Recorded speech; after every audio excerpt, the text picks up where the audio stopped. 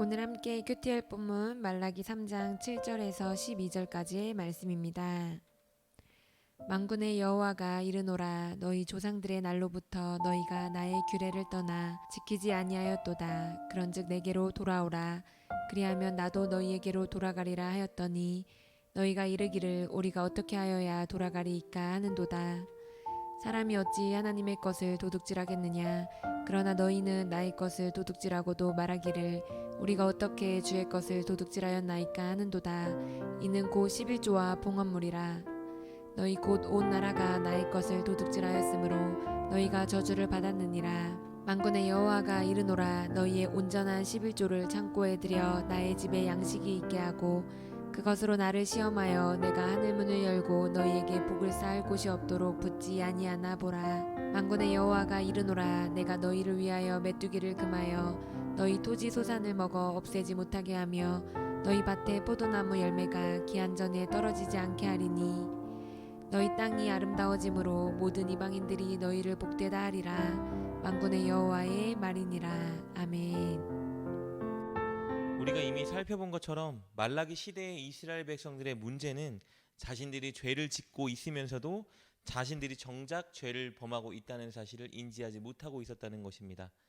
그들은 자신이 기대하는 일이 발생하지 않자 하나님이 우리를 사랑하지 않는다, 하나님은 신실하지 않고 정의롭지 못하다라고 불평하면서 하나님을 원망했습니다.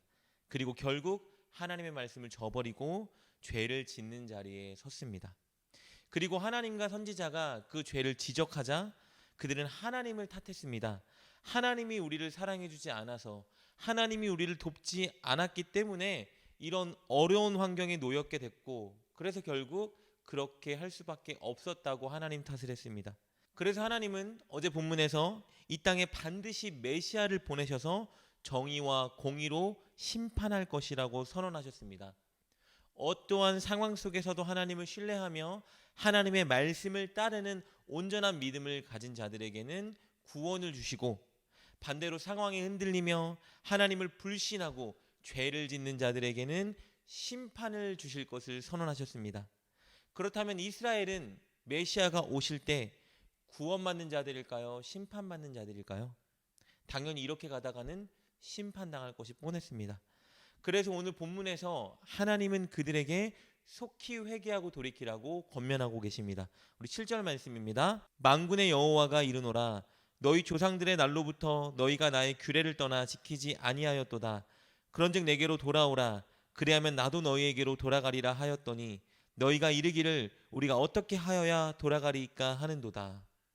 하나님은 이스라엘 백성들이 아주 오래전 출애굽했을 때부터 늘 마음이 강팍하여 하나님의 말씀에 불순종해왔다고 말씀하십니다. 그리고 지금 하나님의 말씀을 듣고 있는 그 이스라엘 백성들도 그들의 조상들과 마찬가지로 마음이 강팍하여 계속 하나님의 말씀에 불순종하고 있다고 지적하십니다. 그래서 하나님은 권면하십니다. 내게로 돌아오라. 즉 해결책을 주시고 계시는 거죠. 하나님께로 돌아오라라는 메시지는요, 진정한 회개를 의미합니다. 죄를 회개하고 시선과 마음과 행동을 하나님께로 돌이켜서 하나님의 말씀에 순종하라는 명령을 하고 계신 겁니다. 그들이 그렇게 한다면 하나님께서 그들에게 돌아가시겠다라고 약속하고 계십니다.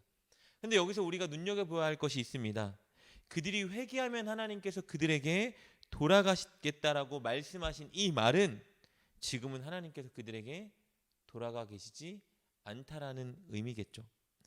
이스라엘 백성들은 계속해서 하나님께 예배를 하고 있고 절기를 지키고 있고 하나님께 예물도 드리긴 했지만 하나님은 그들의 예배도 예물도 받지 않으셨습니다.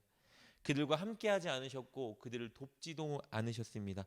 왜냐하면 이스라엘 백성들은 자신들의 눈앞의 상황으로 하나님을 판단했고 계속해서 범죄하고 있었기 때문입니다.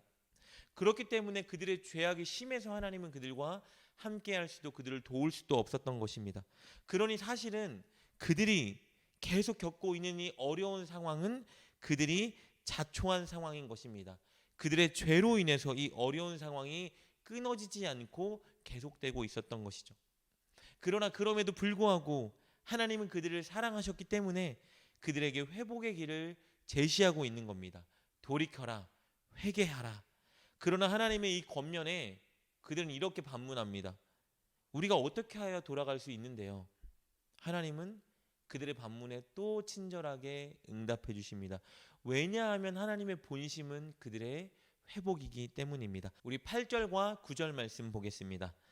사람이 어찌 하나님의 것을 도둑질하겠느냐? 그러나 너희는 나의 것을 도둑질하고도 말하기를 우리가 어떻게 주의 것을 도둑질하였나이까 하는도다.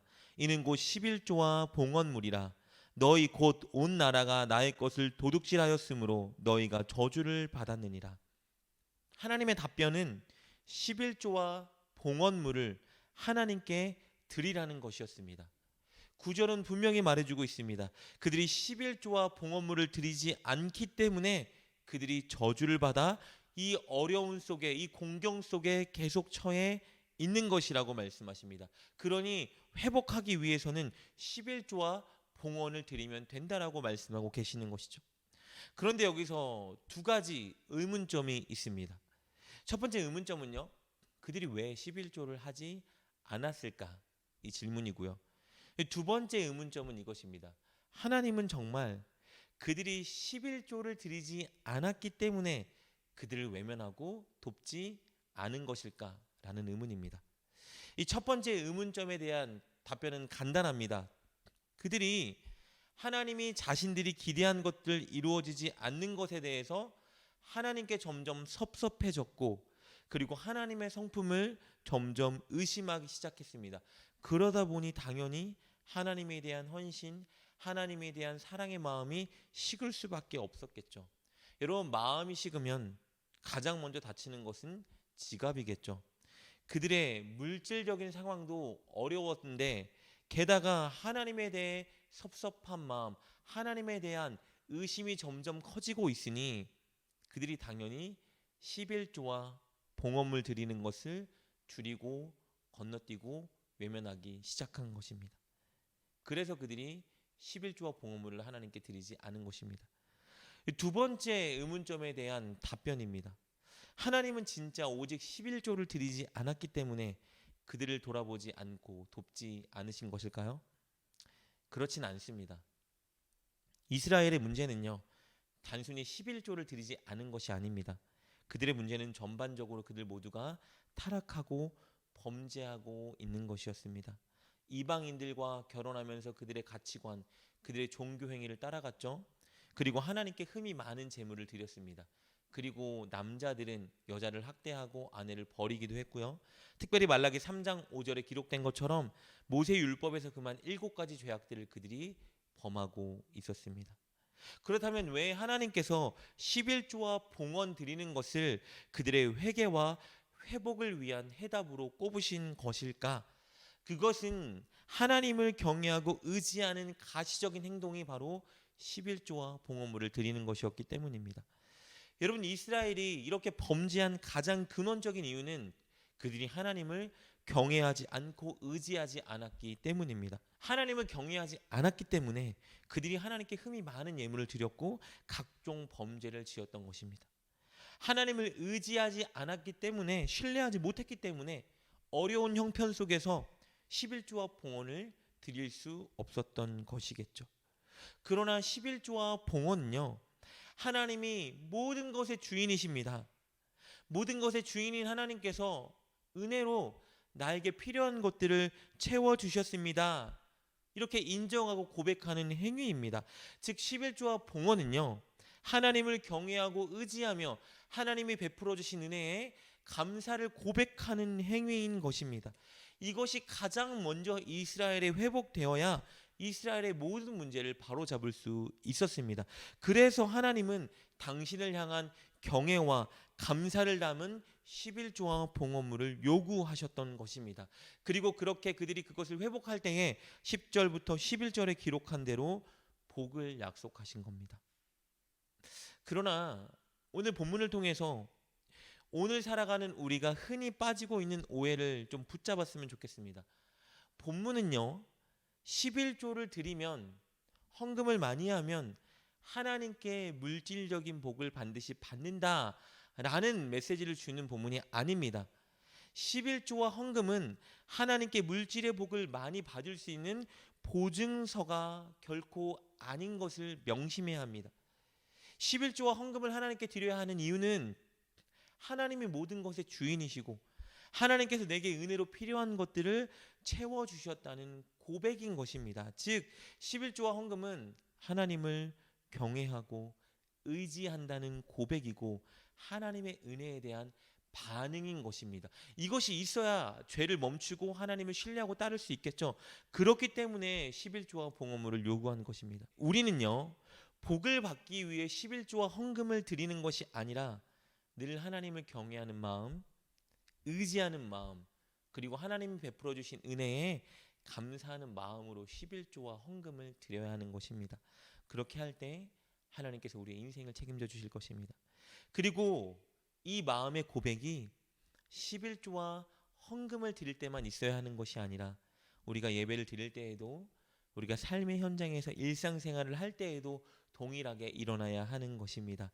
늘 하나님을 경외하는 마음과 하나님이 주신 은혜에 감사하는 마음으로 가정에서, 직장에서 최선을 다해 살아야 하고 또 교회에서 그런 마음으로 예배를 드려야 하는 것입니다.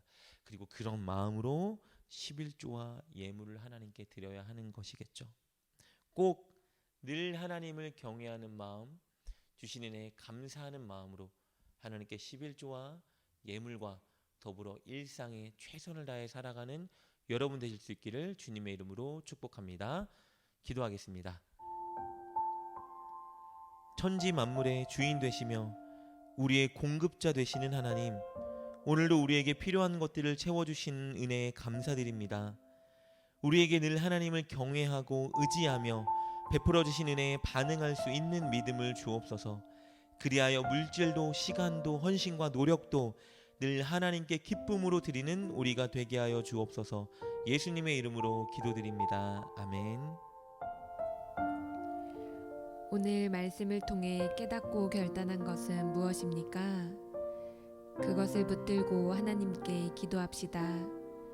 그리고 그렇게 실천하며 하루를 살아가는 여러분 되시길 주님의 이름으로 축복합니다.